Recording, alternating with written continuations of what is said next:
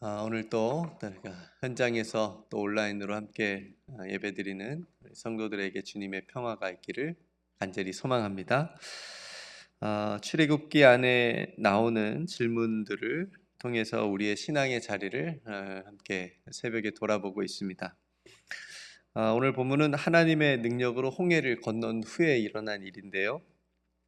바로의 군대 손에서도 구원을 받았고, 그래서 22절부터 보면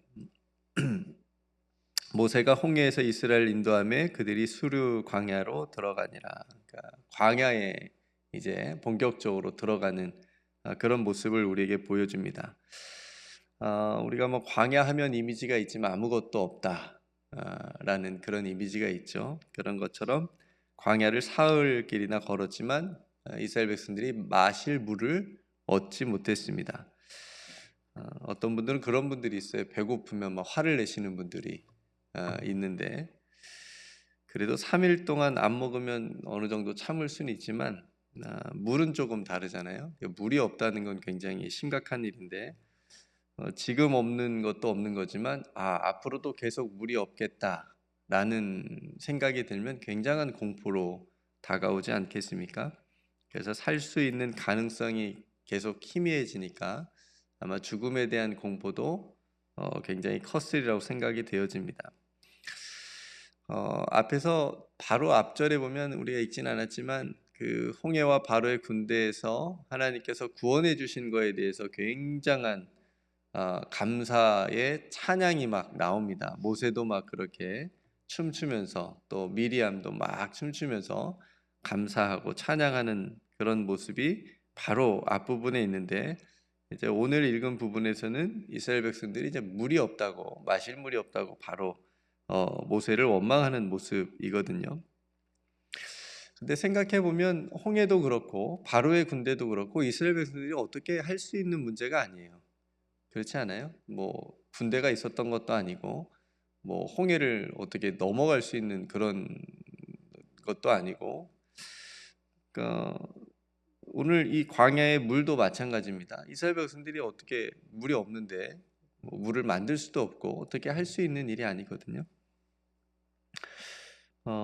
그래서 이 마실 물이 없다라고 하는 이 사실 때문에 이스라엘 백성은 모세를 원망하는 거죠.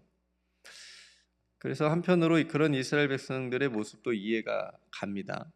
음, 모세도 이런 이스라엘 백성들을 인도하기가 쉽지는 않았을 것 같아요. 그냥 굉장히 감정이 왔다 갔다 하는 거죠.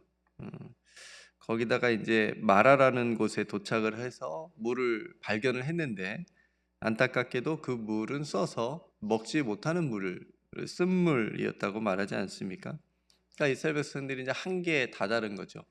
야, 물을 발견했는데도 못 먹는 물이다. 그러니까 더 이제 에, 실족하지 않겠습니까? 그래서 모세를 원망하면서 우리가 무엇을 마실까 이렇게 이제 얘기를 하는 겁니다. 그러니까 여기서도 이스라엘 백성들하고 모세가 다른 점이 있는데, 모세는 백성들의 원망을 듣고 하나님께 기도를 한다는 얘기죠. 그러니까 이스라엘 백성들은 원망을 했지만 그래도 지도자 모세는 하나님께 기도했다. 그래서 오늘 본문의 표현대로 하면 부르짖었다.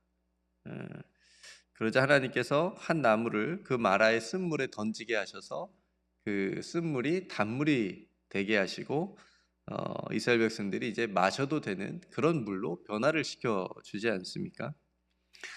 그러면서 이렇게 말씀하십니다. 너희가 내 말에 순종하고 의를 행하고 계명에 귀를 기울이고 규례를 잘 지키면 애굽 사람에게 내린 질병 중 단 하나도 너희에게 내리지 않겠다. 이렇게 약속을 해주십니다. 그러면서 나는 너희를 치료하는 하나님이다. 이렇게 말씀을 해주시는 거거든요. 그리고 이스라엘 백성들을 엘림으로 인도하시고 거기에 물샘 12과 종려나무 70그루를 만나게 하십니다. 상황이 완전히 반전됐죠. 방금 전까지 마실 물이 없었던 상황에서 이제 물이 나오는 샘이 12이나 있고 또 종려나무가 70그루를 만나게 해 주십니다. 거기서 장막을 치면서 쉴 수 있게 해 주시는 거거든요. 여러분 생각해 보면 하나님께서 처음부터 광야로 인도는 하시지만 마실 물도 좀 넉넉히 주고 처음부터 엘림으로 그렇게 인도를 해주셨으면 모세가 원망 들을 일도 없잖아요. 모세한테 원망할 일도 없고 그럴 텐데 왜 그러셨을까? 왜 그러셨을까요?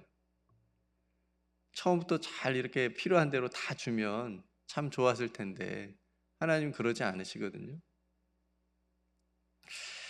우리가 그 구약에서 보면 하나님의 훈련이라고 얘기를 하는데 일주일이면 갈 길을 40년을 광야로 이렇게 걸어가게 하시거든요.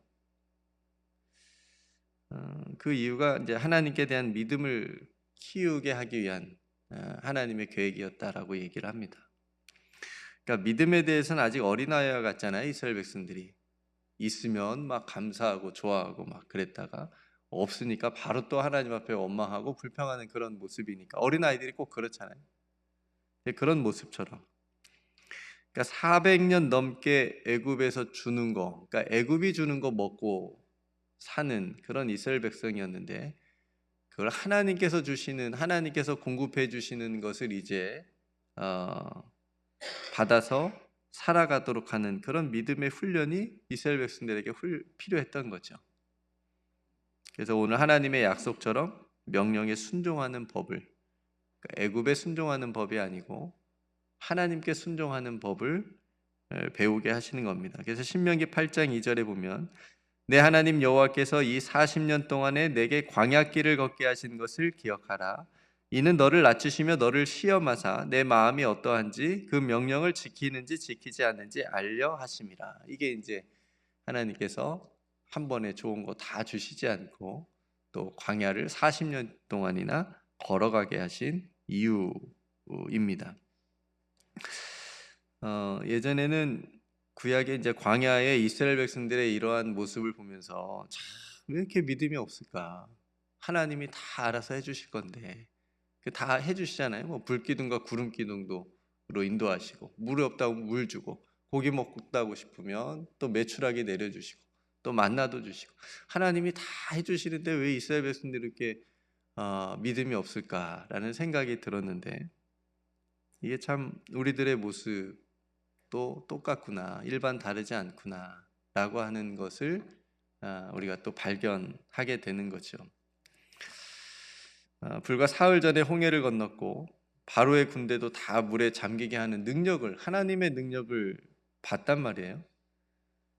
그런데도 지금 당장에 마실 물이 없다고 금방 또 원망하는 또 그런 마라에서의 이스라엘 모습이 우리들의 모습이구나. 우리들도 마찬가지로 그런 모습이 있다라고 하는 거죠. 앞에서 말씀드렸지만 이런 상황에서도 모세의 모습은 반대로 하나님께 기도하는 모습이었다. 하나님께 부르짖는 모습이었다. 이런 모습 속에서 우리가 돌아보고 배울 점이 있다라고 하는 것입니다. 여러분, 우리는 자주 원망과 불평하는 입술인가요? 우리들의 입술은 어떤가요? 어떤 말들이 자주 나온가요? 이스라엘 백성들처럼 우리가 무엇을 마셔야 되겠습니까? 지금 마실 물이 없는데 어디서 물을 마실까요? 어떤 물을 마실까요? 이렇게 어떤 상황에 대한 부족한 상황에 대한 원망과 불평에 대한 입술로 나아가는지 아니면 모세처럼 기도하는 입술이 되는지 하나님 지금 상황이 이렇습니다. 하나님 도와주십시오. 자주 기도하는 입술인가요? 여러분, 원망과 불평은 상황을 바꿀 수 없습니다. 더 악화시킵니다.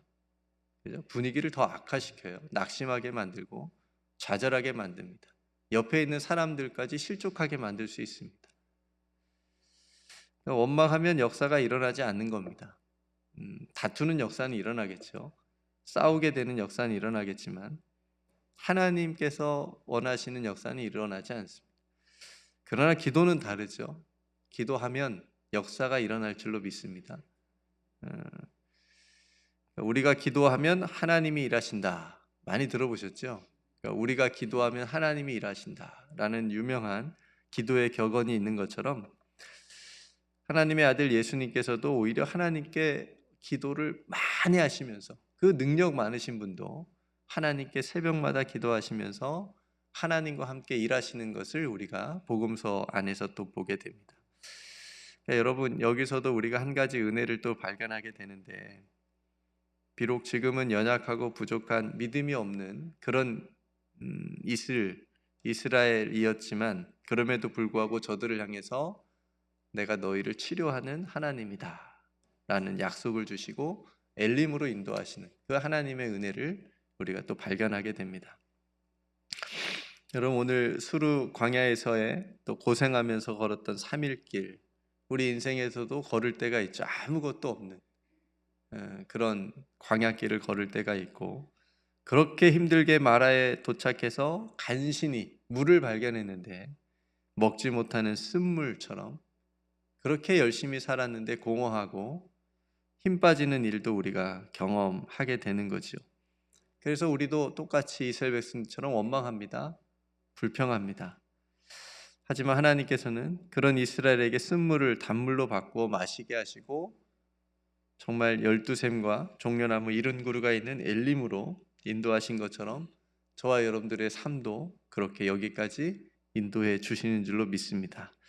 그러니까 여러분, 어떤 신앙적으로 어떤 지역을 나는 지금 걷고 있는지, 힘든 어떤 원망하고 불평하는 수르 광야인지, 쓴물의 마라에 있지는 않는지, 그리고 풍성한 엘림을 지나고 있는지, 그러니까 여러분, 무엇이 부족하다고 생각해서 원망하고 불평하는 그런 마라에서 벗어나서 하나님께서 우리를 인도하시는 그 축복의 엘림으로 여러분 나아가시는 신앙이 되시기를 주님의 이름으로 축복합니다. 다윗이 시편 23편에서 우리가 너무 잘 아는 유명한 고백을 하죠. 여호와는 나의 목자시니 내게 부족함이 없으리로다. 우리는 언제쯤 이 고백을 진실로 하면서 살 수 있을까요? 뭐가 있을 때만 내가 부족함이 없다라고 하는 것이 아니고, 내가 부족했을 때도 이 고백을 정말 할 수 있을지. 그가 나를 푸른 풀밭에 누이시며 쉴만한 물가로 인도하시는도다.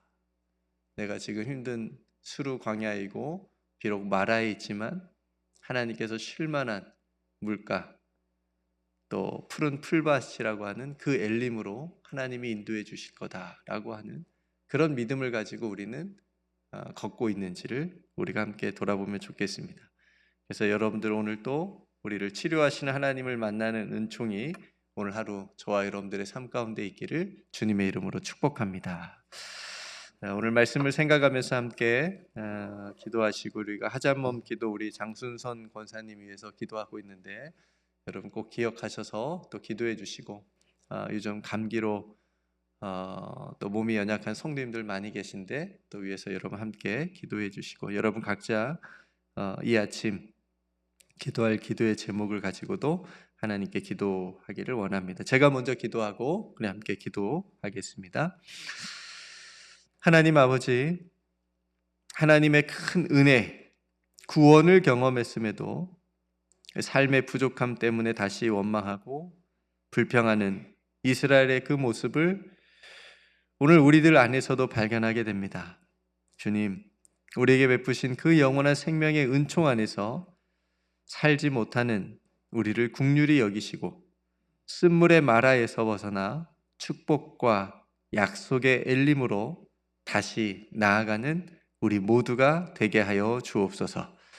우리 삶의 어두운 그늘에서 생명의 밝은 빛으로 나아가게 하시고, 그래서 오늘도 하나님의 인도하심을 따라 힘있게 걸어가는 우리 모두가 되게 하여 주옵소서. 우리 연약함을 아시고 치료하시는 우리 구주 예수 그리스도의 이름으로 간절히 기도드리옵나이다. 아멘.